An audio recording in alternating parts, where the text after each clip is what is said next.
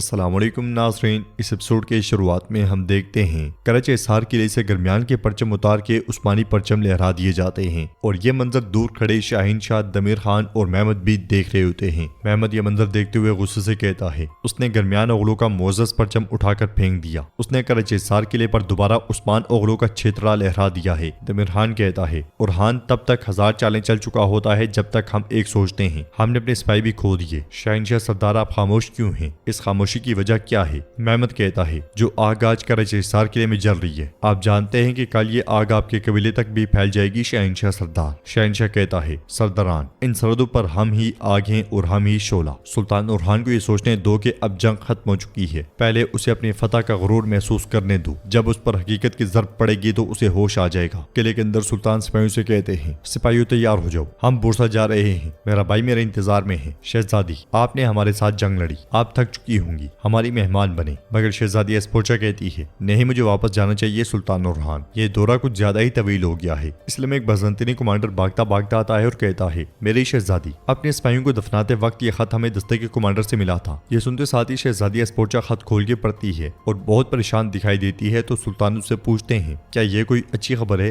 एस्पोचा कहती है 3 दिन में मेरे भतीजे प्रिंस एंड्रोनिकोस की फौज गैमलिक पहुंचेगी। सुल्तान पूछते हैं वो क्या चाहते हैं? तो एस्पोचा कहती है एज़निक, वो एज़निक पे कब्जा करेंगे और मेरे बाबा को तख्त से हटा देंगे। उन पर लानत हो, ये कभी हार नहीं मानते। सुल्तान कहते हैं तुम अकेले नहीं हो शहजादी एस्पोचा, मैं तुम्हारा साथ दूंगा। एस्पोचा कहती है मैं जानती हूँ, लेकिन अब मैं जाऊंगी और गैमलिक में अपनी तैयारियां करूंगी। सुल्तान कहते हैं हमें जल्दी करनी होगी, मैं पहले जाकर अपने भाई से मिलूंगा, फिर मैं आकर उसकी फौज को रोकूंगा। एस्पोचा सुल्तान का शुक्रिया अदा करती है। तो सुल्तान उससे कहते हैं मोहतात रहना, अपने साय पर भी भरोसा ना करना। जो हमें एस्पोचा कहती है मैं अपने साय पे भी भरोसा नहीं करूंगी, लेकिन मैं जानती हूँ कि मैं हमेशा आप पे भरोसा कर सकती हूँ। ये सुनते साथ ही सुल्तान आगे बढ़ जाते हैं और सिपाहियों के साथ बुरसा की तरफ रवाना हो जाते हैं। उधर ये गीत गुस्से में सिपाही के पास आता है और कहता है तुम एक आदमी को नहीं ढूंढ सके। उमर कहता है वो जरूर बच निकला होगा, हमने हर जगह तलाश किया, कौन जानता है कि वो यहाँ क्या कर रहा था। तो ये गीत कहता है फ्लावियोस बिलावजह यहाँ अपना घोड़ा नहीं दौड़ाएगा, सिपाहियों से कहो कि इस मामले की छानबीन करें। दूसरी तरफ ईसा तैमूर बोगा के साथ घोड़ा दौड़ा रहा होता है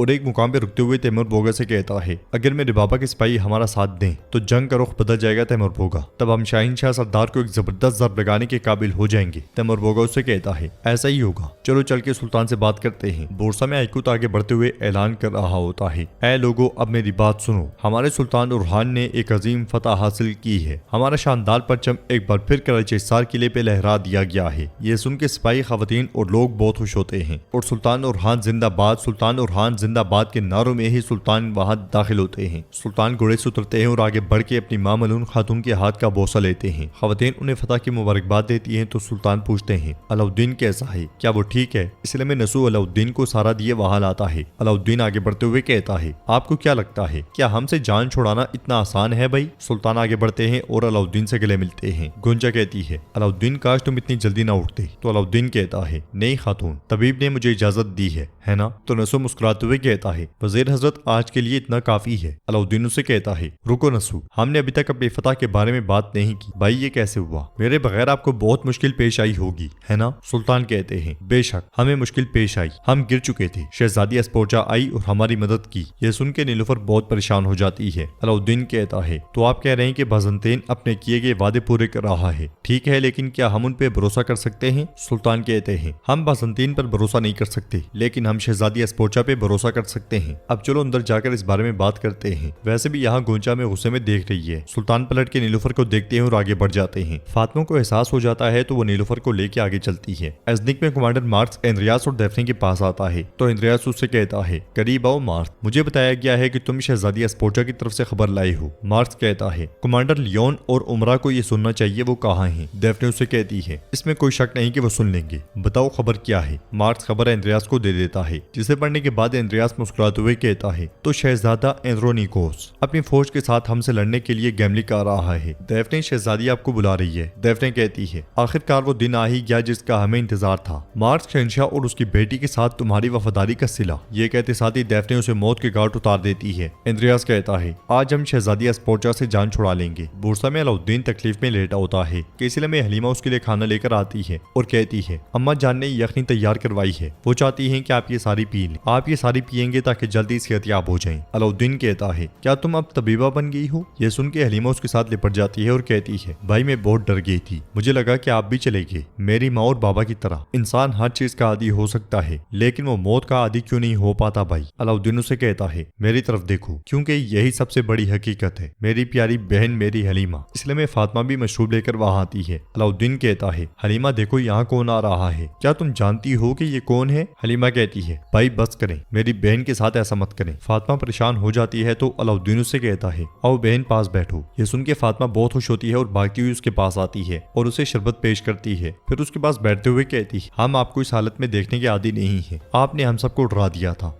अलाउद्दीन कहता है, अगर तुम अब अपने भाइयों का अच्छे से ख्याल रखोगी तो फिर मैं तुम्हारी शादी किसी से नहीं करवाऊंगा। फातिमा पूछती है, भाई क्या आप मुझे माफ कर देंगे? साथ ही में वो हलीमा को इशारा करती है तो हलीमा कहती है, वो कर देंगे माफ, है ना भाई, आप हमें इनकार नहीं कर सकते। ये सुनते साथ ही अलाउद्दीन उन दोनों को गले लगा लेता है और कहता है, मेरी छोटी शरारती बहनों। इसलिए में गोंचा वहां आती है और ये देखकर कहती है, जरा इन्हें तो देखो, जान लो कि अब मुझे हसद होने लगा है। तुम सब यहाँ इकट्ठे होकर अच्छा वक्त गुजार रही हो, यहाँ कौन नहीं है? मैं। तुमने मुझे क्यों नहीं बुलाया? तो फातिमा और हलीमा कहती हैं, आए भाभी जान आप भी बैठें। फातिमा कहती है, मेरे भाई ने मुझे माफ कर दिया है, वो मुझे ये बता रहे थे। अलाउद्दीन कहता है, ठीक है मैंने तुम्हें माफ कर दिया है फातिमा, लेकिन वो दोनों मेरी वजह से तकलीफ उठाएंगे, ये जान लो। ये सुन के हलीमा और फातिमा परेशान हो जाती है और हलीमा पूछती है, दोनों फ्लावियोस के अलावा आप किसकी बात कर रहे हैं भाई? अलाउद्दीन मुस्कुराते हुए कहता है, मैं नहीं जानता, और कौन हो सकता है? हलीमा कहती है, कोई नहीं भाई कोई नहीं। फिर गोंचा के झंझोड़ने पर कहती है, मेरा ख्याल है कि आप उस करसी ओगलों की बात कर रहे हैं, हम तो पहले ही भूल चुके हैं। गोंचा उससे कहती है, जाओ अपनी बहन के पास बैठो, मैं अपने सरदार को यखनी पिलाने में मदद करूं। वो यखनी पिलाते हुए अलाउद्दीन को अपनी तरफ मुतवज्जो कर लेती है। फातिमा खड़े होकर हलीमा से कहती है, क्या तुम भी वही गलती करने वाली हो जो मैंने की थी? एक बार के लिए अपना मुंह बंद रखो। हलीमा कहती है, बहन मैं नहीं जानती थी। उधर हम देखते हैं कि शहंशाह अपने साथियों और सिपाहियों के साथ कबीले में दाखिल होता है। वो घोड़े से उतरने के बाद तेजी में आगे बढ़ते हैं तो दीदार उससे कहती है, मेरे सरदार क्या हुआ? मैंने सुना है कि उन्होंने किला वापस ले लिया है, औची सरदार मारा गया है, क्या हुआ है मेरे सरदार? शहंशाह खेमे की जानिब बढ़ते हुए कहता है, किस्मत आज उरहान के साथ है खातून, कल हालात मुख्तलिफ होंगे। ये कहते साथ ही वो खेमे में दाखिल हो जाता है और गुस्से में खेमे में टहलते हुए कहता है, अगर मैं इस जिल्लत को उरहान के खून से ना धो दूं तो लोग मुझे शहंशाह सरदार ना पुकारें। मैं उससे कराची हिसार किला वापस लूंगा और औची सरदार के साथ उसने जो किया उसकी कीमत वसूल करूंगा। मेहमद कहता है, हम उसे ऐसी शिकस्त का मजा चखाएंगे कि वो 1000 साल तक नहीं भूलेगा। दमीर खान कहता है, हमें उरहान को तनहा करके कुचलना होगा। शहंशाह पूछता है, वैसे भी अब उसके पीछे कौन है? वो कमजोर शहजादी एस्पोर्चा, वो भी मरेगी और उरहान भी मरेगा। दमीर खान कहता है, शहजादी एस्पोर्चा की गर्दन में पहले ही फंदा डाला जा चुका है, रोम गैमलिक में बगावत करेगा और उसके बाद एजनिक पर चढ़ाई करेंगे। दीदार कहती है, जब शहजादी एस्पोर्चा मर जाएगी तो सुल्तान उरहान का रोम के साथ कोई ताल्लुक बाकी नहीं रहेगा, उनका इत्तेहाद पनपने से पहले ही मुरझा जाएगा। शहंशाह कहता है, फिर सुल्तान उरहान को मेरे हाथों से कोई नहीं बचा सकेगा। दीदार कहती है, तुम सुल्तान उरहान को कमजोर करो और उसके पर काट दो और मैं बुरसा जाकर उसका सीना चीर दूंगी। मलून खातून और फातिमा मारी जाएंगी। नाज़रीन, इसके बाद हम देखते हैं कि गैमलिक के किले में शहजादी एस्पोर्चा अपने कमांडरों के साथ मंसूबा तरतीब दे रही होती है। वो कहती है, शहजादी की फौज के लिए सबसे कमजोर लम्हा वो होगा जब वो साहिल पर कदम रखेंगे, हम उन्हें वहीं खत्म करेंगे। मैं चाहती हूँ कि साहिल की तरफ जाने वाले हर वादी में पहरेदार सिपाही तैनात किए जाएं और इस तरह अगर उनके हलीफ मदद को आए तो हमें मालूम हो जाएगा। अगली लम्हे एंद्रियास डेफने के साथ कमरे में दाखिल होता है और कहता है, शहजादी हमने जैसे ही सुना हम निकल पड़े, क्या हो रहा है? वो फौज क्यों आ रही है? शहजादी एस्पोर्चा कहती है, एंद्रोनिकोस ने हमसे गद्दारी की है, उसने तख्त के लिए तुर्कों के साथ मुआहिदा कर लिया है और उसका पहला हदफ एजनिक है। एंद्रियास कहता है, एजनिक को खोने का मतलब आपके बाबा के तख्त से हटाया जाना है। ये सुन के एस्पोर्चा गुस्से से कहती है, ऐसा कभी नहीं होगा एंद्रियास, कल तुम अपने सिपाहियों के साथ उस साहिल पर उन सबको खत्म करोगी, फिर हम सुल्तान उरहान के साथ मुआहिदा करेंगे। डेफने कहती है, मुआहिदा? वो हमारा दुश्मन है।